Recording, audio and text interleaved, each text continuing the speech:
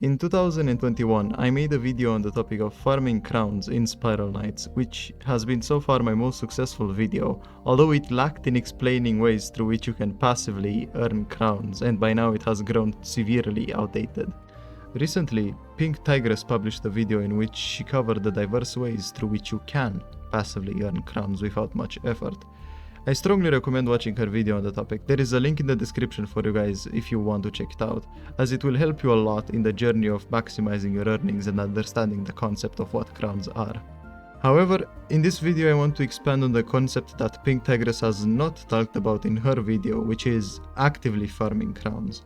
It is of my belief that in order to make the most amount of crowns, you're going to have to both passively make crowns through the ways explained by Pink Tigress, and actively farming crowns in an efficient way in the Firestorm Citadel, also known as Vanadyke. So let's begin talking about that. If you follow the instructions of my last video, your loadout consists of a Chaos set, a Blitz Needle, a Combustor or unfortunately a Glacius, a Swift Strike Buckler and a level 100 Drakon. On another hand, you also know that technically every Vanadyke run earns you 10,000 crowns, because of the 3 or 4 Elmirian seals you always get at the end of each run. Long story short, after every 10 Vanadyke runs you have approximately 70,000 crowns, and also approximately 30 Elmirian seals. Those Elmirian seals can be used to buy an ancient plate item from Brinks, and then sell that item for 30,000 crowns to Basil or any of the strangers in the bazaar. And then boom, you have earned approximately 100,000 crowns in 10 Vanadyke runs. Also, according to my last video, you know that with this gear you can finish a Vanadyke run in 23 minutes. But now, I'm going to teach you how you can farm Vanadyke in 20 minutes or less. Although, for that you're going to need to make more investments into improving your Vanadyke farming build. First of all, I have to introduce you to an armor set known as the Black Cat set. This is the only armor set in the game that maximizes the user's damage on all types of weapons against all types of enemies, while also giving increased movement speed. But the major problem with this armor set that has dictated a major part of the game's economy has been the fact that unlike the Chaos set, it doesn't have any charge time reduction bonus. In order to make proper use of this armor set's damage and movement bonuses, we're going to have to get the charge time reduction bonuses through unique variants. These unique variants can differ from item to item, but each item can only have up to 3 unique variants. The unique variants that a weapon can have is a damage bonus against a certain type of enemy, charge time reduction and attack speed increase. We only care about the charge time reduction and attack speed increase unique variants, as the damage bonuses a weapon could have are already nullified because the damage you deal against all enemies is already maximized by the Black Cat set.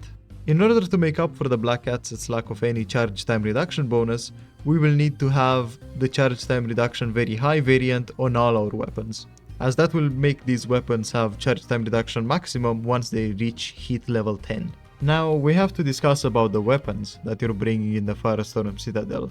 For efficient Vanadyke farming, you're going to have to bring 4 weapons, and those will be a brandish such as the Combustor or the Voltage, the Blitz Needle, the Electron Vortex or the Obsidian Crusher, and for the 4th weapon slot you have the option to choose between the Arcana, the Argent Peacemaker, the Nova Driver, or any of the 2 disc guns. Some of you who have seen my last video on this topic might have noticed how I didn't mention the Glacius in the list.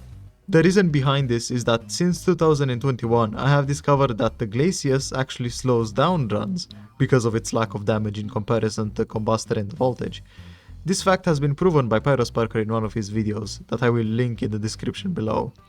Besides that, the Glacius also doesn't mix well with the Vortex bombs, since frozen enemies cannot be swallowed by a Vortex, which makes them harder to eliminate.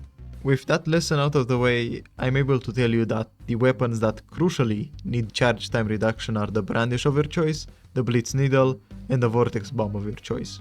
In terms of trinkets, however, it's going to be up to you to decide. The trinkets most people go for in this build are the health trinkets such as the 2 Pentaheart pendants or the 2 Grand Solstice rings. However, attack speed increase makes the flow of the run a lot more smoother and faster if you have trinkets such as the Elite Quick Draw module in combination with the Elite Quick Strike module. Although for maximum movement speed you can go for the 2 Somnambulist totems, which are the only means through which you can achieve the fastest movement speed in Spiral Knights. Also, I must tell you that if you have the attack speed increase very high unique variance on all your weapons, then the attack speed trinkets automatically become useless.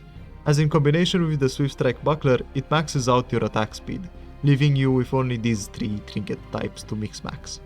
Okay, now you know what the best gear in Spiral Knights for farming crowns is.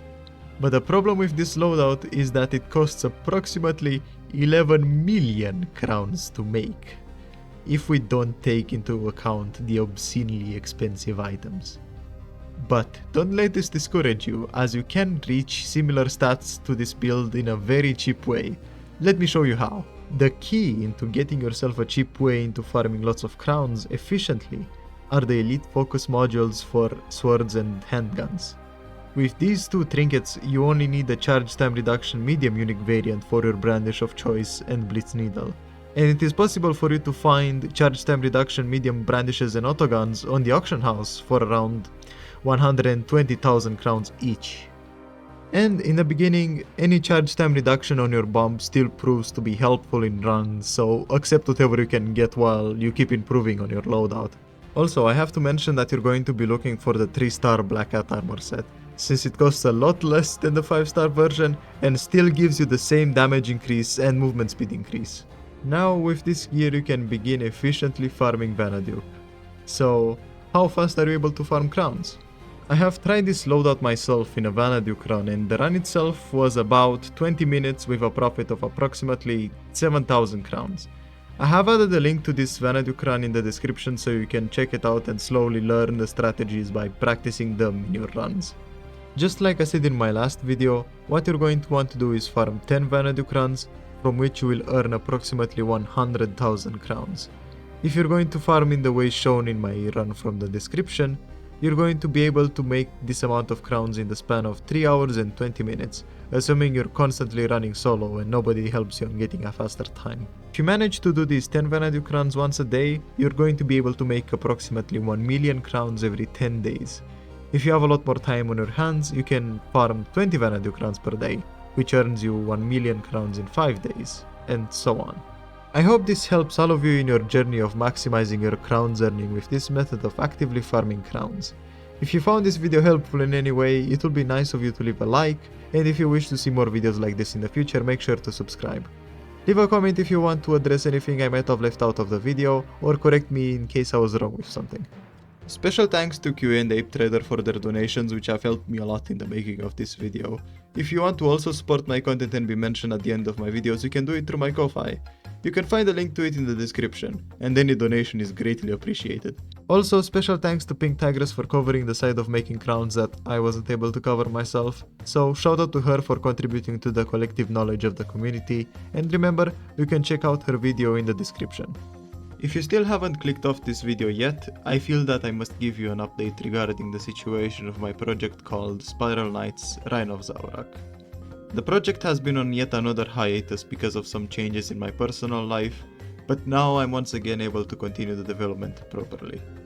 And with this, I'm out for now. Good luck out there.